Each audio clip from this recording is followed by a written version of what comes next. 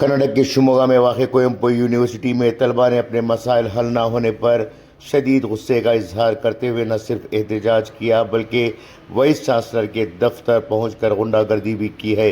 शंकरघट्टा में वाक़ vice chancellor के दफ्तर के अहाते में कुर्सियों और मेज़ों को तोड़ा और पेड़ पौधों को नुकसान पहुँचाया। बुध के रोज़ NSUI की जानिब से यूनिवर्सिटी कैंपस में एहतजाज का अहतमाम किया गया था। इस दौरान तलबा ने वाइस चांसलर के दफ्तर के बोर्ड पर पेंट फेंक कर अपने गुस्से का इजहार किया और इंतज़ामिया के खिलाफ नारेबाजी की। एहतजाज करने वाले तलबा ने इल्ज़ाम लगाया कि यूनिवर्सिटी मुसलसल तलबा मुखालिफ पॉलिसी अपना रही है और इनके मुस्तकबिल के साथ खिलवाड़ कर रही है। इनका कहना था कि वाइस चांसलर के ओहदा को संभालने के बाद से इंतज़ामिया अंदरूनी इख्तिलाफात में मसरूफ़ है और तलबा के मसाइल पर तवज्जो नहीं दी जा रही है। तलबा ने मज़ीद कहा कि गुज़िश्ता 5 माह क़ब्ल मुनक़द होने वाले पहले, तीसरे और 5वें सेमेस्टर के इम्तहानात के नतायज अभी तक जारी नहीं किए गए। इसके अलावा गुज़िश्ता 3 साल से मार्कशीट भी तक़सीम नहीं की गई और हर बार टेंडर जारी करने का बहाना बनाया जा रहा है।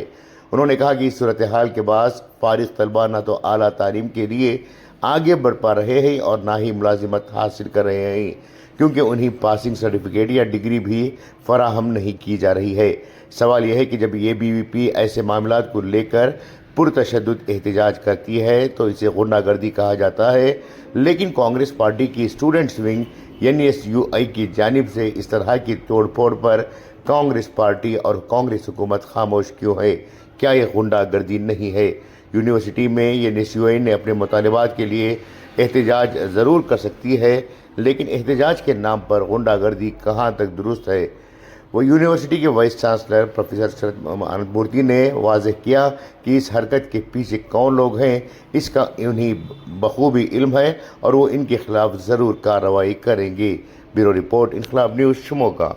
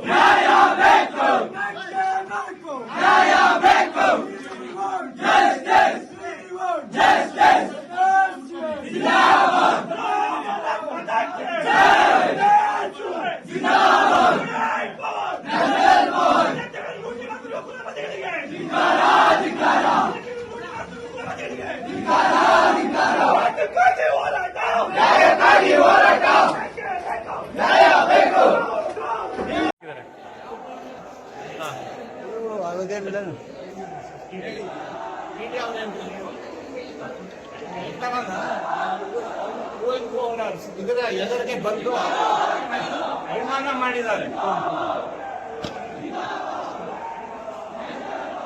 ಯಾವ ತರ NSUI ಎಂದೆಲ್ಲ ಯಾರು ಸ್ಟೂಡೆಂಟ್ಸ್ ಅಲ್ರಿ ಅವರು. ಇದನ್ನ ಕಠಿಣವಾದ ಕ್ರಮ ತಗೋತೀನಿ. ಇದ್ರ ಹಿಂದೆ ಯಾರಿದ್ದಾರೆ ಅಂತ ಗೊತ್ತಿದೆ ನನಗೆ. ಯಾರು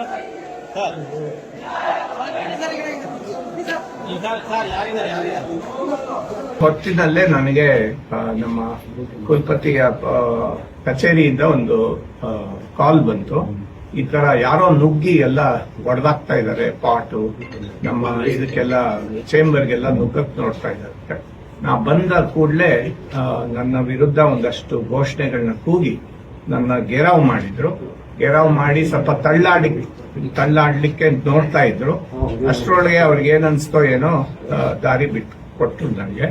ಆದ್ರೂ ನಮ್ಮ ಮುಖ್ಯ ದ್ವಾರದ ಎದುರಿಗೆ ನಮ್ಮ ಮಹಾಕವಿ ಕುವೆಂಪು ಅವರ ಒಂದು ಸ್ಕಲ್ಪ್ಚರು ಸ್ಟ್ಯಾಚ್ಯೂ ಇದು ಇದೆ, ಒಂದು ಚಿತ್ರ ಇದೆ. ಅದರ ಎದುರಿಗೆ ಬೇಕಂತೆ ಕುಕ್ಕಿ ಮಡಿಕೆಗಳನ್ನ ಒಡೆದು ಕುವೆಂಪು ಅವರಿಗೆ ಅವಮಾನ ಆಗೋ ರೀತಿಯಲ್ಲಿ ಯಾರೋ ಕಿಡಿಗೇಡಿಗಳು ನಡ್ಕೊಂಡಿದ್ದಾರೆ. ಅವರು ಯಾವ ಪಕ್ಷದವರು ಯಾರು ಅಂತ ಅನ್ನೋದು ಗೊತ್ತಿಲ್ಲ ನಮ್ಗೆ. ಇಶ್ಯೂ ಏನು ಅಂತಲೂ ಅವರು ಸರಿಯಾಗಿ ಹೇಳಲಿಲ್ಲ. ಇದೇ ಕೆಲವು ಜನ ನಾನು ಕಣ್ಣಾರೆ ನೋಡಿದೆ, ಒಂದು 4-5 ಜನನ ನಾನು ಗುರುತಿಸ್ಕೊಳ್ಳಬಲ್ಲೆ. ಅವರು ಒಂದು 4 ದಿವಸದ ಕೆಳಗೂ ಕೂಡ ಬಂದಿದ್ರು. ಅವಾಗ ಪ್ರತಿಭಟನೆ ಮಾಡಿ ನಾನು ಅವರ ಮನವಿನ ಸ್ವೀಕರಿಸಿದ್ದೆ. ಏನೋ ಕೆಲವು ಕುಂದುಕೊರತೆಗಳು ವಿದ್ಯಾರ್ಥಿಗಳಿಗೆ ಸಹಜವಾಗಿ ಇರುವಂತದ್ದನ್ನ ಅವರು ವ್ಯಕ್ತಪಡಿಸಿದ್ರು. ಅದರಲ್ಲಿ ಅರ್ಧಕ್ಕರ್ಧ ಅವರ ಕುಂದುಕೊರತೆಗಳನ್ನ ನಾವು ಅಡ್ರೆಸ್ ಮಾಡಿದೀವಿ. ಅದಕ್ಕೆ ಪರಿಹಾರನೂ ಕಂಡುಕೊಡೋ ನಿಟ್ಟಿನಲ್ಲಿ ನಾವು ಮುಂದೆ ಹೋಗ್ತಾ ಇದ್ದೀವಿ. ಯಾವಾಗ್ಲೂ ಒಂದು ವಿಶ್ವವಿದ್ಯಾಲಯದಲ್ಲಿ ಈ ರೀತಿ ಕೆಲವು ತೊಂದರೆಗಳು ಆಗೇ ಆಗುತ್ತೆ. ಆದ್ರೆ ಯಾವ ತೊಂದರೆಗಳಿದ್ದಾಗ್ಲೂ ನಾವು ನಮ್ಮ ಮುಖನ ಆ ಕಡೆ ತಿರುಗಿಸೋದಾಗ್ಲಿ, ಅವ್ರಿಗೆ ಮಾತಾಡಿಸದೆ ಇರೋದಾಗ್ಲಿ ಇದನ್ನ ಮಾಡೇ ಇಲ್ಲ.